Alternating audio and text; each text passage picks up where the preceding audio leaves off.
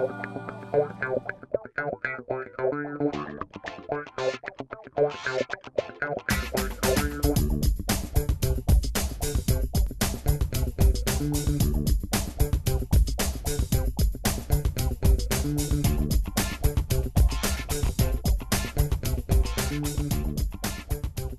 you're selling an idea, you need to be able to summarize your idea in one sentence. It's called a one-sentence benefit statement. It's very powerful.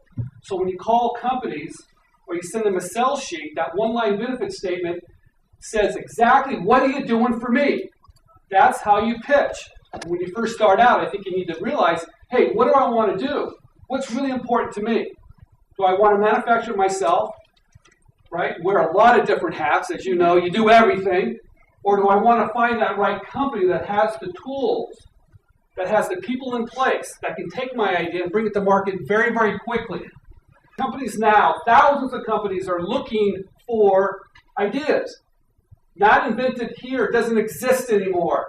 They finally realize that they don't have all the smart people. They don't have all the greatest ideas. So this is the way I do it, and I do it the same way. Write this down if you're taking notes, because this has worked for 30 years and will work for you. I know the two departments I want to talk to when I call a company. Someone in sales or someone in marketing. Avoid legal. So when I call up, I say the same thing. Hi, my name is Stephen Key. I'm a product developer with Stephen Key Design, and I would like to submit a product to your company. Can you help me? And of course, the operator does not know what to do with that call. But I know I want to speak to someone in sales or marketing. So I tell them, gee, how about someone that handles your over-the-counter drug medication? They put me over to someone, a marketing manager. You want to start mid-level. You don't want to go too high. You want to find that one person that can champion your idea, love your idea, and get promoted because of your idea. Then when you get them on the phone, you've got 5 seconds to make the pitch. I think that's why we're all here today, is to understand that art of that pitch. It's critical. So you have to practice your one-line benefit statement. So when I got these companies on the phone, all I had to say is, I have a labeled innovation that adds 75% more space. Can I send you a sample? Can I send you a sell sheet? I never send prototypes to companies, and I don't go out to companies to make presentations. Because the people that should be there are never there, and I need my product to sell itself, and I use a sell sheet. So how much money did it take and time to do that? Zero. I went down to Kinko's, I went down to Walmart. Once I had this idea, I went down to Walmart, grabbed a product off the shelf, I made a rotating label, I peeled it off, I put it on there and it spun. A rotatable label is really simple. I have one label, I have one on top of it, the one on top has a window, and you spin it and get more information. So what it cost to build that sample was nothing. It cost a little bit of time, and a provisional patent application, like I said, it costs $110. Before you do this, you need some type of protection. So for $110, picking up the phone, knowing the benefit, seeing an opportunity. We're all here today finding those opportunities. So very low cost. And that provisional lasts a year, right? It gives you 1 year to fish off the end of that pier. That 1 year to find that company goes, yes, I am interested in that idea. And you're able to put patent pending on it. Now, any attorneys in the room here, raise your hand. Yeah, you guys, oh, you're brave. Usually attorneys, when you mention provisional patent applications, they don't like them. But for an independent inventor, for people like ourselves that are on small budgets, and we don't know if it's going to be a big hit or not. We don't know if we have to make some changes. So I don't want to file a patent at first because I don't have all the answers. So that's why that's a great tool. But I know a lot of attorneys don't like it, but it's a great tool. And I will be speaking on this at the United States Patent and Trademark Office in 2 weeks. I'm a keynote speaker talking just about this in 2 weeks. Yes? I would disagree with you. I find many attorneys giving me advice because it's not the area that I practice in, because I'm trying to launch a completely different product from the ground up. And was told that that was absolutely the best way to go. Perfect. And I understand the other important thing in case people don't know about it, that even if you've already started your product and getting it out there, it dates back. It'll date backwards. That's right. Backwards. So you don't have to worry about what happened, even though it's not stamped the day you did it. You know? What you need to realize, about the United States Patent and Trademark Office. They have given us these wonderful tools that are very affordable for all of us to play against Pepsi, Coke, 3M, all the big companies. It levels the playing field from patents to trademarks to copyrights. They're powerful tools. Get that information, go to the website, get a book on it, read as much as you can, because we all have that ability. Thanks, Stephen. Are your contracts for licensing dependent on you receiving the actual patent? Great Because question. you could file as pending and not get it. You might not ever get it, right? Some of the products I've licensed over the last 20 years have no protection whatsoever. People didn't care because it was first to market. That's the fashion industry, novelty industry, toy industry. They don't care. Things go in and out so fast, they need so many ideas. But for the big bucks, the big players, they will want to see some ownership. But realize this, it's only perceived ownership. You file it, it takes 4 years, you can play a big game for a long time. 2 things in your contract. If I get it issued, give me a 5% royalty. If it doesn't issue, give me something less than that. That's how you take care of that. What's the difference between the 4 year and the 1 year you just mentioned? You said it gives you 4 years. It takes a long time for a patent to issue. Oh, I like that. I like for it to take a long time. In fact, people have asked me, Steve, don't you want it to hurry to get a patent? No, because I can play that game. Companies don't know if it's going to issue or not, and they don't want to take that risk. I like that game because you need to leverage the unknown. so you're saying after a year, you patent for a year, and after that year, you can go to patent it? You have yes, you have to file a regular application after that first year. Now, what you can do is have companies sign an NDA. But the minute you do public disclosure on your idea, the clock is ticking. Now, I'm not an attorney, and you have to be very careful about this. So you need to get that right information. But all I'm here to tell you today, the tools exist. And they're great tools. And if you understand them, use them. What about exclusivity with your licensing? Do you just make them pay more if they want to be the only company to have that rotating label? Of course you do. But realize, when you give a company an exclusive, that's keeping everybody else out. That's a lot of value, right? That's a lot of value. So with that, you can negotiate a higher royalty rate. But remember one thing, and I'll say this real quick. It's never the royalty rate that's important. It's the minimum guarantees. The minimum guarantees mean that, hey, if you don't hit a certain amount of sales, guess what? I get it back. That's how you play the game with these guys. In the back. Yeah, information licensing? Can you license information? Well, yes, I know it's possible to license information. I was just hoping for your comments. Yeah, I think there's a thing called business, method of doing business. I think it's on shaky ground at the moment. But yeah, sometimes trade secrets are important. You never know what you can, it's amazing. You guys, I've even been in federal court. I sued a small toy company, it was called Legos a few years ago. And what I realized, it's all, we settled 2 weeks before I went to trial, big smile on my face, that's all I can say. But the point is this, there's a game always being played. So understand the game, talk to an attorney that can explain whatever you have, how do I protect it? Because there's so many different ways to protect it, it's mind-boggling. Okay, one more. At what point do you go into manufacturing or do you not do that part? Well, see, that's the difference right here I'm trying to explain. I never manufacture a thing. But you have to have instructions for the manufacturer. Is that what the intention? I find a company, know what I do? I imagine where my product's going to be on the shelf. I just walk down there and go, it's going to be there. And then I call all those companies that are close by. Those are my, not competition, those are my potential licensees. The companies that are going to take it and bring it to market. So those are the companies that have manufacturing already in place. Yes? Any difference in B2B versus B2C? B2B piece. Is it different? Licensing to a Corp- corporate versus a consumer product, or I don't think it's licensing is licensing. It's like, look, I'm going to let you have it, something I perceivably own, and you're going to pay me a royalty. But I don't quite understand your B2C. What's he? go ahead. Well, what I'm asking is if you have a great toy idea, let's say, and you want to be quick to market licensing to a consumer, to Hasbro. Yes. It's possibly different than if you've got, like the presenter this morning, who has a wireless semiconductor technology.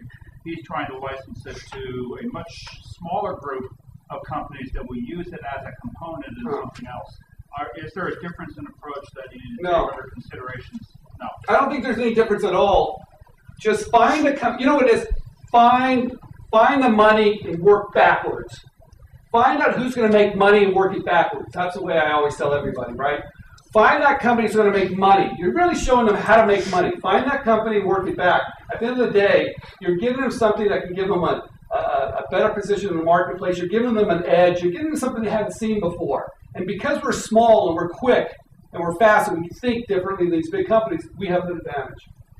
Can you talk a little bit about the royalties, the high and the low, and why to negotiate that? Really, really simple. The more IP you have, we talked about this just a while ago, the more you can add from a trademark or trade secrets or even market share, the more you can ask from a royalty. But it's really simple. It's usually between 3 and 5%.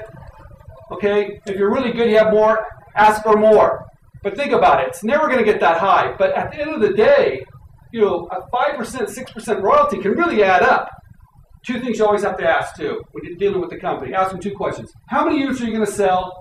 And what's the wholesale price? And then figure out the royalties yourself. And figure out what's good for you. That just raised 3 more questions.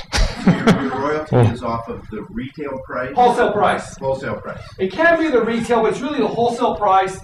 And what's really great about it, ask a company how many units you're going to sell the first, second, third year. And scale your minimum guarantees up first, second, third. Make it easy for the first year. But if they don't want to tell you the numbers, it's really easy. Ask them where they're selling products now. You know how many Walmarts there are, how many Kmarts there are. Figure 1 a week. Be conservative. But that's how you know. But always know the numbers, so you know how much money you're going to make. Go ahead, right here. Joey. Stephen, right here. Excuse me, gentleman right here in front. Joey. Yeah. If you were to come out with another product, would you license it or would you manufacture it? We'd manufacture it. Yeah. I think, he brought up a really good point. I mean, I think you have to ask yourself what you want. If you have a great product idea, then ask yourself the question, do I want to create a business? And do I want to give the 60 hours, 70 hours, 80 hours a week it's going to take, to grow that business. And something that you also should ask yourself is, do I have a good, strong exit? There's one thing in building a business. I mean, you're exiting from the get-go if you license, which is completely fine. I mean, if you have a great product and you can get you can protect it and you can go out and get a royalty on it, that's fantastic. But if you have a product that maybe would be on the market 2 to 3 years and you're going to go after a strategic buyer and you could get a great multiple. What I mean by that is, if it's worth, let's just say $5 million and you can get a 6-7 times multiple on that and you can, protect your equity, you can do very well there in a short time frame as well. So but you have to ask yourself, do I want to put the work in for 2 to 3 years? And on something he said too about being conservative in the royalty stream, I would also really, think about the fact that from being in retail, I deal with retail every day. I mean, the Walmart, Target, Kmart, every one of them. And really be conservative. He's 100% correct in those sales. If you're going to project those sales, I would take a 12-month period and I would go, okay, how many units am I going to pull off the shelf in a 12-month period to create this royalty stream for myself? Because, you will be surprised at what a good turn is considered at retail. I mean, for Rite Aid, for example, 4 units a month is probably high. I mean, on certain consumer products. I mean, you have to look at every retail store and go, what's their traffic? What's their financial position? Are people in those stores? And you would be very shocked at what some of those retails set as a benchmark for keeping that product on the shelf. It's considerably lower than what you might think. So just keep that in mind when you're looking at that. But it's interesting. She has a manufacturing company, but she's actually talking about possibly licensing a product. So you can do both. You can do both. We actually are looking at a licensing opportunity tomorrow, as a matter of fact, with a warming unit that a company based in Southern California makes. They're probably the biggest warming unit company, and they're interested in licensing Boogie Wipes to make a warming unit for the tissues, the wipes that come out. And so you can do both. I mean, there's also other licensing opportunities for us. Once you build a brand, you can manufacture it, sell it to retail, and license it. So just something else to think about. But I think the main question is what do you want for yourself, your brand, your time, your family, and all those questions are really important to answer. You got to finish your. Julie, I have a question. How did you get into the big retailers? I know you went in. I'm from Seattle, so I'm very familiar. Okay. For us, it's a totally different game. He was saying, I don't ever do prototype. Obviously, we really want to stand out and be different. I mean, from anywhere you go with yourself, your product, you need to stand out. You need to be different and better than everybody else. Those buyers get probably 30 samples on their desk a day. If you're sending it to a baby buyer, a cough and cold buyer, which is the two main ones that we deal with. So what we did from the very get-go and to this day, 2 years later, we never send anything out that's not completely like they're receiving a gift. I mean, they come in big white boxes with huge ribbons, and we have T-shirts that say Boogie Wipes, and we've been mentioned in several books and been written about in books. We include all that in there. We put all of our PR and media, hard copies of it. We stick everything. So when they open it, because 9 times out of 10, they have a gatekeeper to that buyer, and she is going to open it and love it and go, oh my God, this is so cool. This is really different than ever. When we launched our grape scented Boogie Wipes, we went out and bought, I think, every piece of grape bubble gum we could find and stuck them in all of the packages that went out to all the buyers across the country. I mean, everyone. So when they opened up the package, the whole room smelled like grape. And so then they pulled the grape ones out. So just be creative, be innovative. Stand above everybody else with everything you do. Don't ever send anything out that's mediocre.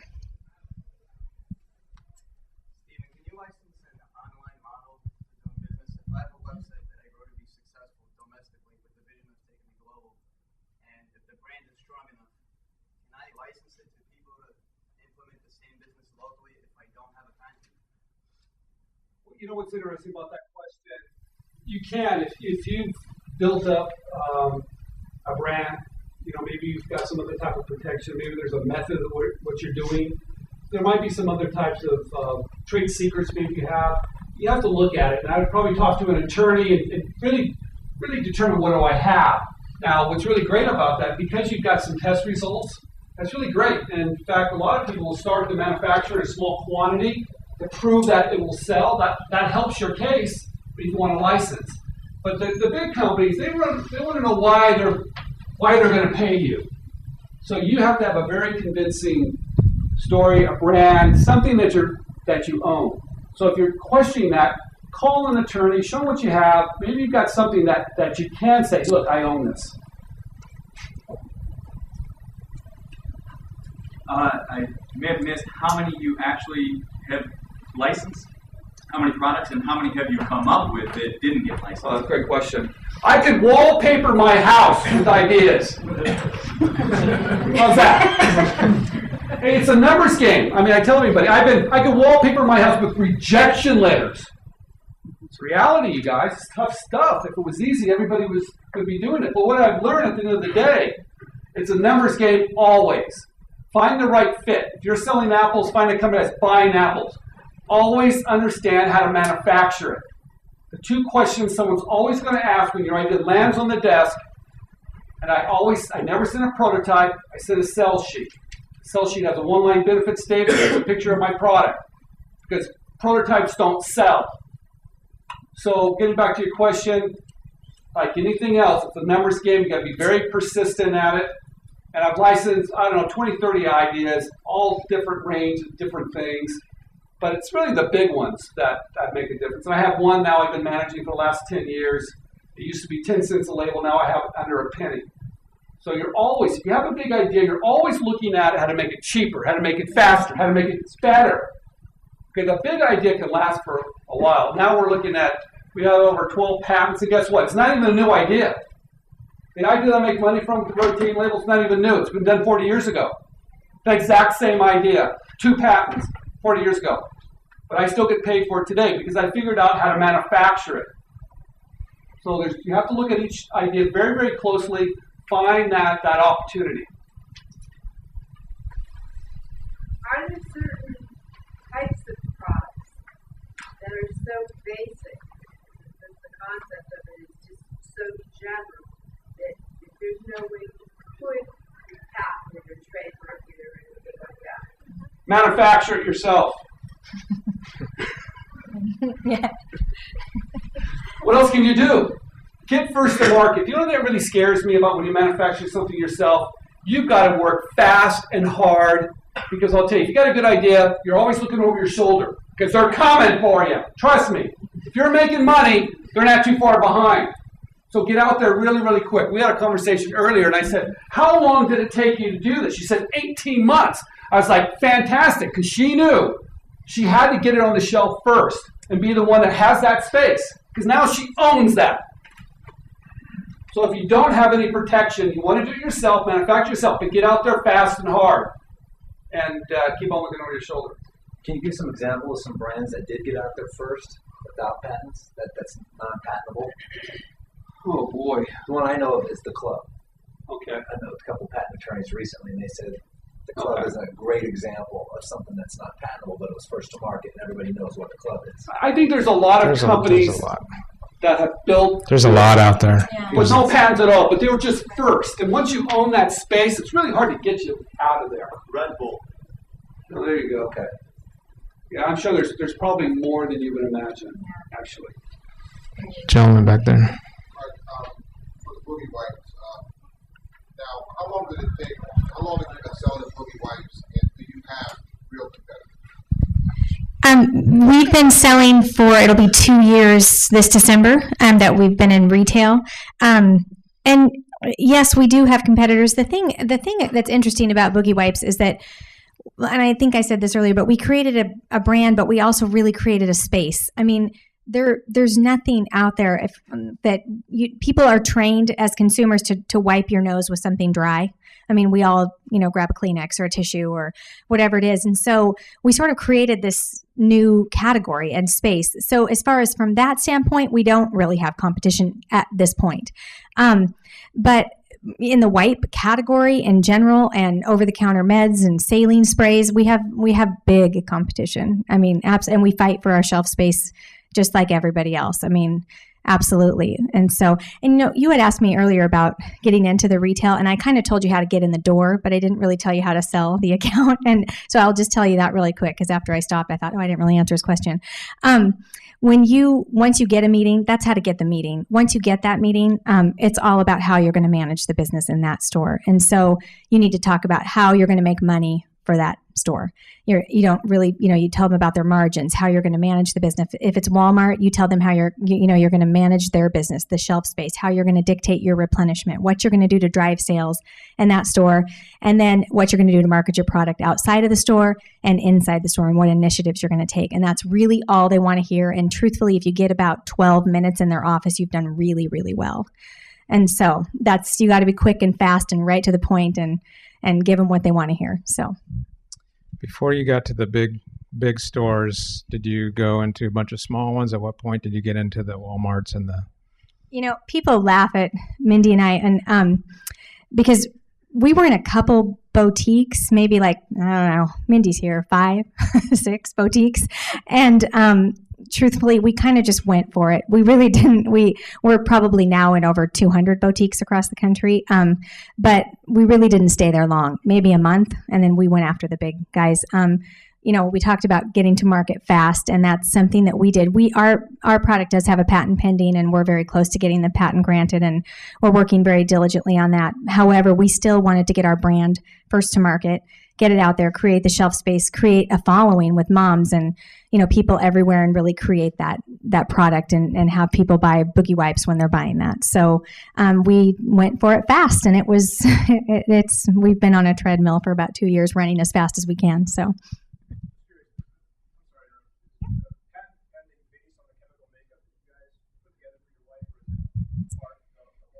Well, there's several components to the patent, as you talked about. There's all different, there's use, there's manufacturing, method of manufacturing. There is the chemical component of what it's made up of. So there's several, it's a combination. You mentioned moving quick to market. What's quick? She said 18 months. That's quick. That's lightning speed. As opposed to... Well, look what at Johnson & Johnson. How long does it take for those guys to bring something to market? About 5 years, 10 years. Yeah, forever. Yeah. That's why we have an advantage, you guys. That's why it's really great to be small and be quick and work real hard. That we can get it. We grab that share. She saw an opportunity. Right here, up front here in the white. Did you trademark your name and then copyright your logo first? We did it all at the same time, yes. And really, our trademarks, we have several registered trademarks. We have Snot Your Average Wipe and Boogie Mom and all kinds of crazy stuff. But you know what? There's almost, if not more, sometimes power in those trademarks than there is in the patent. If you build a brand and people recognize that brand, I mean, we have design patents and we have, we have everything around our product. So, and there's a lot of protection in, registered trademarks.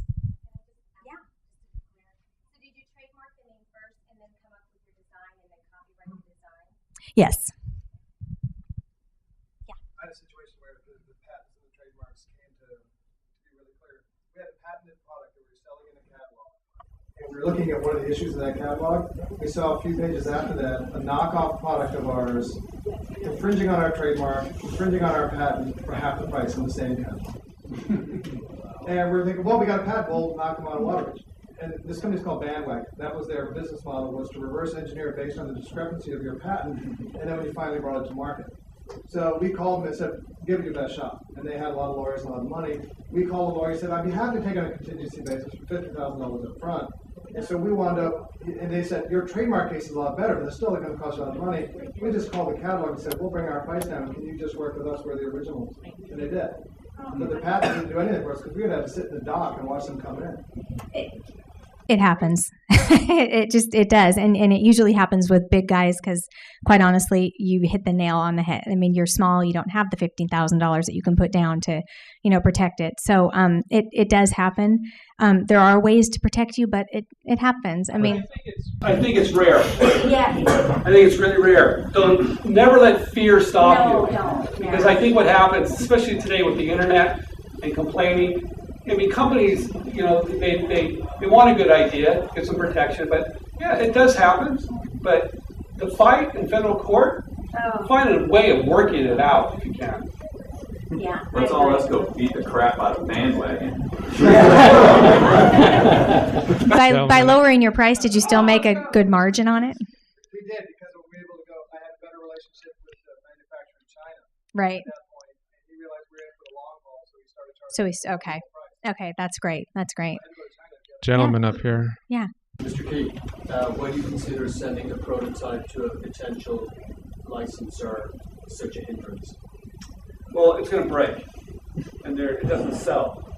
I think what I would send would be a sell sheet or a YouTube video or something that really says, hey, this is what it does to solve the problem. If you have a prototype that you need to prove it works, that's the next step.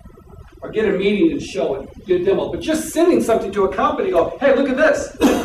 It's not enough. It needs packaging. You need to wrap it around and say, look, this is what it does. Prototypes are expensive. Always remember you're selling benefits.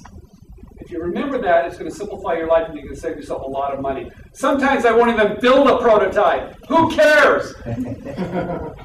But if there's interest, then I'll spend some time on the prototype. And a lot of times you can refine that prototype, so. How many times? Right. Question, Julie. Do big retailers require you to jump through hoops in the sense that, we do that, but we want you to put in a 6-pack and a 12-pack so that you incur all these additional development costs just to do business with one company? There's a few retailers that come to mind when you mention that.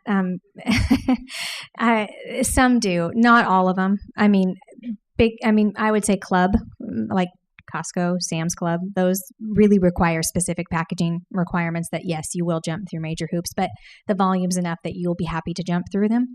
And so, but other than that, no, and really, no, they don't really even gouge you too much on the price of your product. What you have to be careful in retail is buying your shelf space. I mean, for a lack of a better word, that they call it everything from slotting fees to off marketing, dollars off invoice. I mean, they'll hide it and disguise it every which way, but really you're paying for your shelf space. And so that you need to know that up front. There's several big retailers out there that will charge up to 10, 20. We've even paid $30,000 on an occasion for, and what you need to do is you need to just make sure you're going to get that back. And how quick am I going to get that back? And what does that guarantee me? And what kind of product am I going to move at that location? So, it does cost money to do business at retail. It takes systems, it takes EDI systems, and if you're doing it yourself, there's built-in costs and there's things that they do require, but most of them are pretty reasonable and good. One thing I want to mention too, even the simplest ideas to bring to market is going to cost you hundreds of thousands of dollars. I mean, he's right. I don't care. The smallest idea. I brought a guitar pick to market. We made different shapes. One was a Mickey Mouse. It cost pennies. It cost me $250,000 to bring it to market. Even the smallest idea. So if you decide to do that, realize what your costs are going to be, especially playing in the type of game she's playing with big retailers. You got to float a lot of money. You got to build a lot of inventory. You got to get the price right. That's correct. But there are ways to do it. I mean, there really are ways to do it and figure it out. And most people who have that entrepreneurial spirit and want to work hard at it, you'll figure a way. You'll figure it out. I mean, it's doable. It is hard work. There are many obstacles, but it's doable. You'll get your friends, your family, whatever it takes, right? You'll be amazed at how resourceful you'll become. For Steven, when you have a successful product and it's really doing well, do you ever get approached by the company that you license it to buy the patent rights instead of keep paying you? And how do you respond to that? Yeah, people are cheap. They like to pay as you go. Everybody wants to pay as you go. So if someone ever comes out right away and goes, look, I'll just buy it out, they're just trying to see where your threshold is. Everybody wants, it's safe to do that too, right? Just pay a little bit as you go. She's got a question. She's been raising her hand forever. Here's a simple question. What if you have a really great concept, but you don't know if it's patentable? Who would you talk to? Well, any attorneys in the room? Patent attorneys in the room? There's one. What you want to do is this. Go to the United States Patent and Trademark Office and read a little bit about what is patentable. Or educate yourself as much as you can before you pick up the phone and call an attorney. Trust me on this. Read. There's a couple books. David Pressman's got one out. Read as much as you can. But at the end of the day, ask an attorney, a patent attorney. They're worth every cent. So we've done trademarks, but we haven't patented the concept. We've done. Get a professional to tell you that. You need professional advice at times. Sometimes I get two. I had an interesting experience that related to trademark infringement and an alternate route sometimes to go because I had a company that was infringing my trademark and it was very obvious. But what I did was I ended up going after Home Depot, who was selling their product, and knowing that they have to indemnify Home Depot against anything. Ultimately, Home Depot goes back to them and says, take care of this, make it go away now. That's great advice. What he's leveraging it. He's going to the guy that sells it and goes, look, there's going to be a problem here. You need to pull it. Smart. Get them to do the dirty work. Smart. It worked well. They wrote me a check. So you said it costs thousands of dollars to bring your product to market. Where do you get that money from? $100,000. Where do you get that investment from? I think that's something that's a really good question, by the way. Honestly, angel funds, friends and family, there's always ways to get the money if you have a good idea and you plan. And, that's what I can't say enough about is that if you have a great idea and you want to take it to market and you want to, start a business, is truly plan. I mean, write a business plan. And I know that's kind of a dirty word sometimes and people don't want to do it. And I'm not talking a 50-page document. Nobody's going to read it. Write a 5-6-page document and put in there how you're going to make money, what you're going to do. Have a very solid plan, not only for yourself, but then you can take that out to investors, angel groups. That's a great place to start. Friends and family is always the first place to start. But go outside of your network and build sort of a network of people that can help you from the financing standpoint. And I hate to say this, but I'll tell you just a quick story about when we started.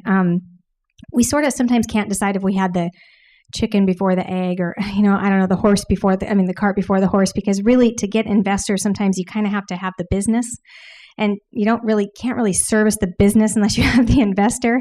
So it's kind of this game you play a little bit, but you play it and it's okay to play it. We sold Walmart before we had our Series A investor, and it was a little stressful for about 3 months because we were like, okay, great, we're shipping there in August, and not quite sure how we're buying the product, but but we did it. And what we did is we kind of leveraged that. We were able to go to investor groups and go, we sold Walmart. We have a full rollout coming in August, 3,500 stores. This is their anticipated opening order. These are the 12-month projected sales I'm going to do there. This is how I'm going to pay you back. That's all investors really care about, is how you're going to pay them back and how you're going to make money for them. And so don't talk about anything else really. Sell your product, yes, but talk about those things. And if you don't know how to talk about those things, learn how to talk about those things right away, because you need money to get your product to market. It's just is what it is.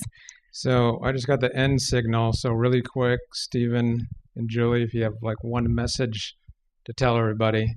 The message is find your passion, whatever it is, and do it, and you'll be great at it. And whoever's got that information, just get it and suck that information out of that person. And it doesn't really matter. At the end of the day, find your passion, you'll do great work. And that's what I think I've done, and I think you're doing the same thing. So, you have anything? I totally agree. It's, find out what you want to do and what's the best thing for you, and then just go for it. Really, truly, just do it. Anybody can do it. And so. Well, great. Thanks, Stephen. Thanks, Julie.